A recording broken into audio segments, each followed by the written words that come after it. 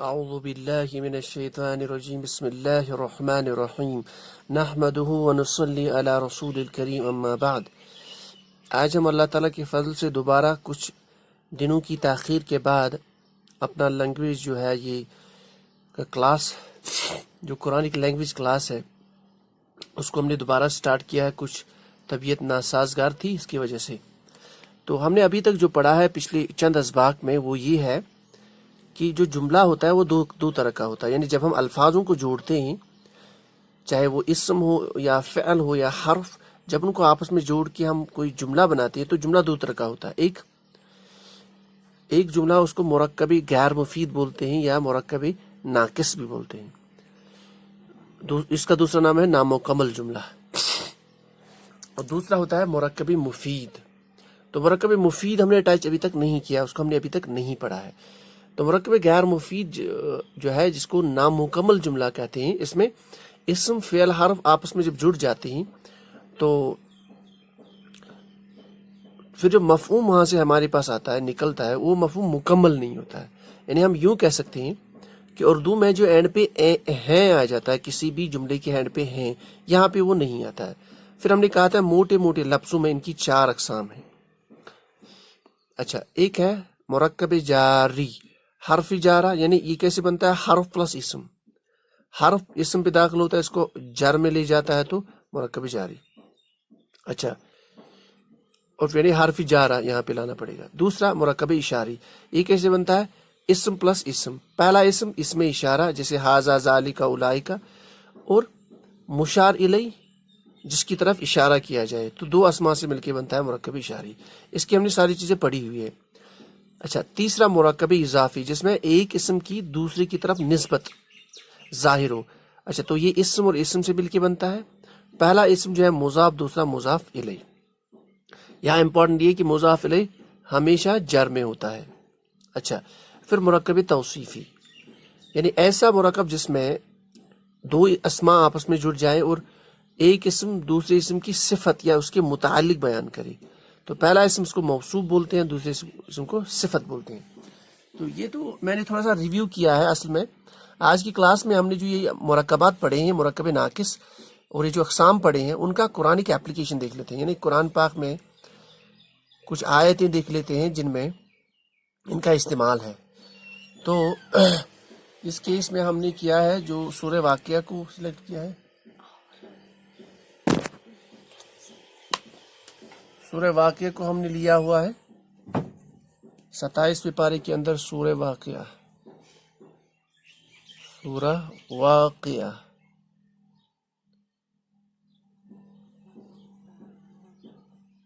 ستائیسویں پارے کے اندر سورہ واقعہ آپ کھول لیجئے۔ تو میرے پاس جو مصحف ہے اس کو میں نے یہاں کھول رکھا ہوا ہے، تو میں اس کو بس اسکرین کے آرڈر لے رہا ہوں۔ 27ویں پارے کے اندر جس میں آپ کا سورہ الرحمن آتا ہے، اور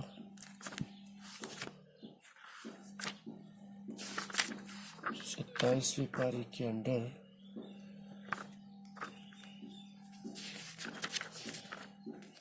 یہ آ گیا سورہ واقعہ 27ویں پارے کے اندر، یہ دیکھ لیجئے۔ اب یہاں اسکرین میں مصحف دیکھ رہے ہیں آپ، یعنی قرآن پاک کا یہ جو کلرڈ ورژن ہے، تو یہ میں نے ہاتھ میں رکھا ہوا، آپ اس کو دیکھ لیجئے۔ اب میں یہاں پہ بیچ بیچ میں سلیکٹ کر کے بول رہا ہوں کیونکہ ہمارا جو ایم ہے ان مرکبات کو دیکھنا ہے۔ یہاں پہ دیکھ لیجئے آپ، یہاں پہ فا جو ہے حرف ہے، اس کو چھوڑ لیجئے، بنے گا اصحاب المیمنۃ۔ اب دیکھیے، اصحاب ایک اسم، میمنۃ حالت جر میں الف لام کے ساتھ، تو یہ مضاف الیہ کنسٹرکشن ہے، یعنی داہنے ہاتھ والے، میمنہ داہنے، اصحاب بہت سارے لوگ، گروپ آف پیپل، تو یہ مضاف الیہ کا کنسٹرکشن۔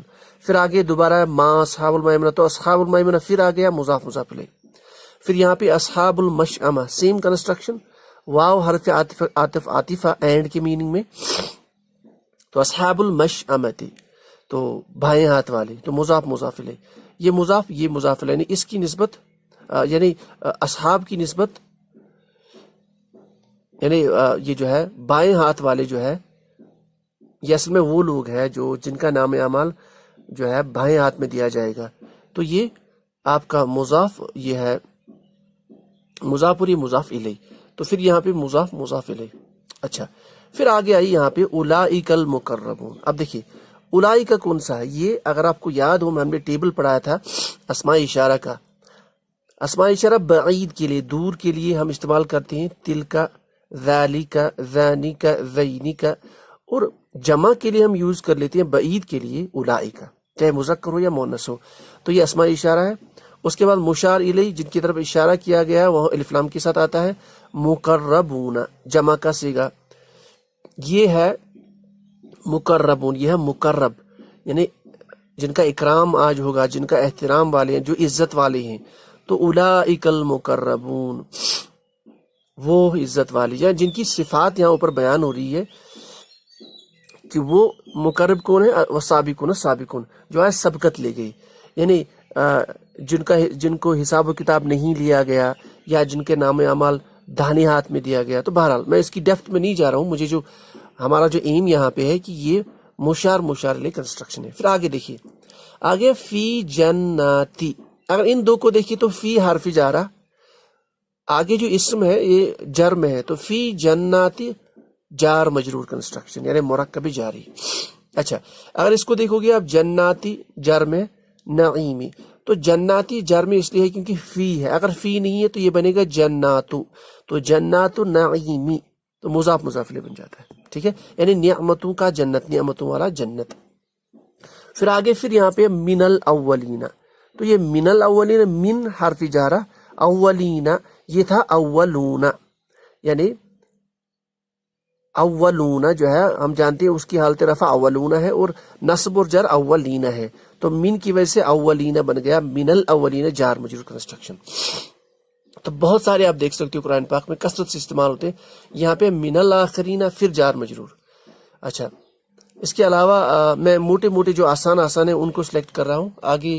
اچھا یہاں پہ دیکھ لیجیے، اعلی حرف جارہ کے بعد سرورن، تو جار مجرور سرورن، یہ سریر کی جمع ہے، سریر مطلب پلنگوں کی جمع، اس کے ساتھ میں دوسرا اسم بھی ہے موزونتن، تو سرور موزونتن، دونوں دیکھیے ان کا اعراب مل رہا ہے، تو یہ صفت موصوف ہے۔ جب یہ صفت موصوف ہے تو دوسرا اسم صفت ایکٹ کرے گا پہلے اسم کے مطابق، یعنی پہلا موصوف دوسرا صفت۔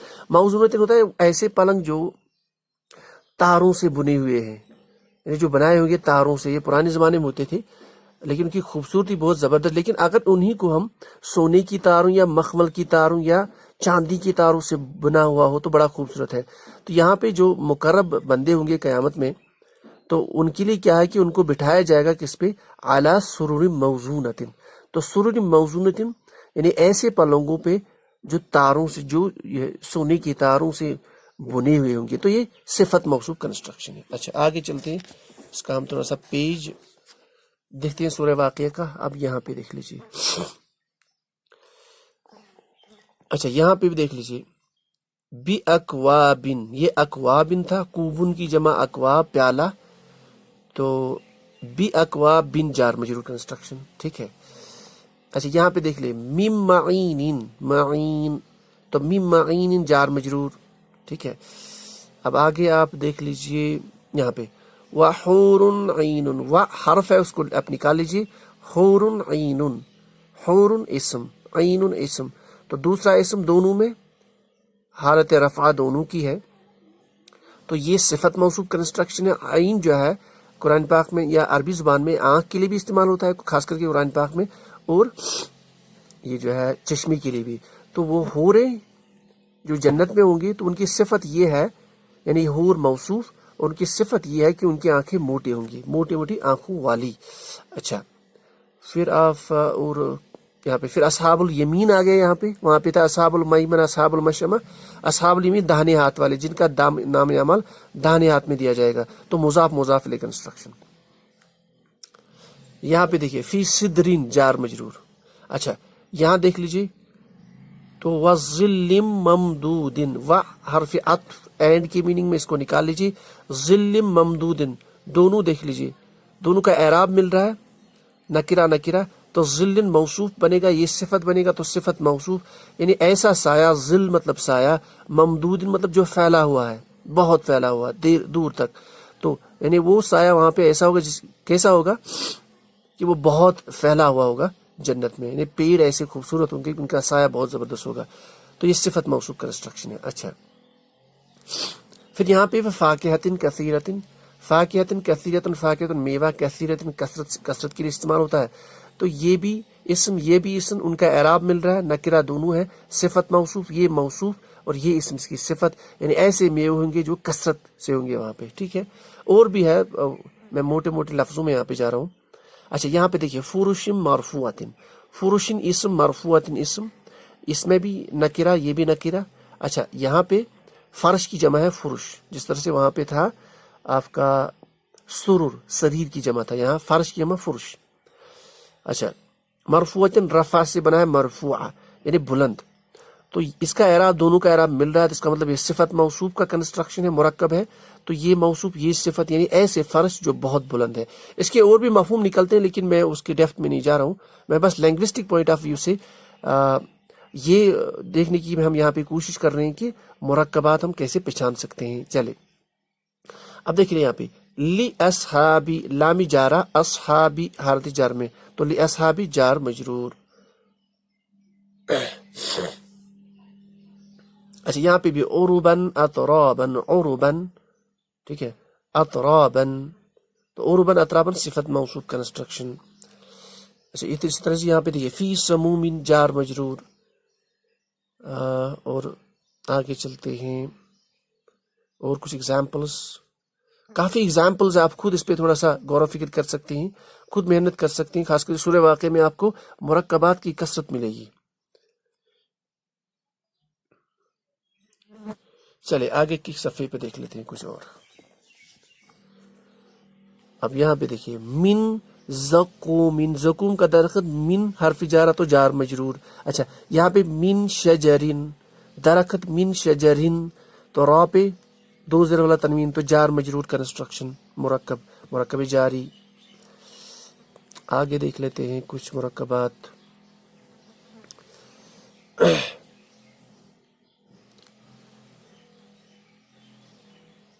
سورہ واقعہ جتنا ہم آگے پڑھیں گے تو اس کا مفہوم زیادہ سمجھ سکتے ہیں، بڑا مزہ ہے اس میں، وہ بڑے خوبصورت الفاظ ہیں.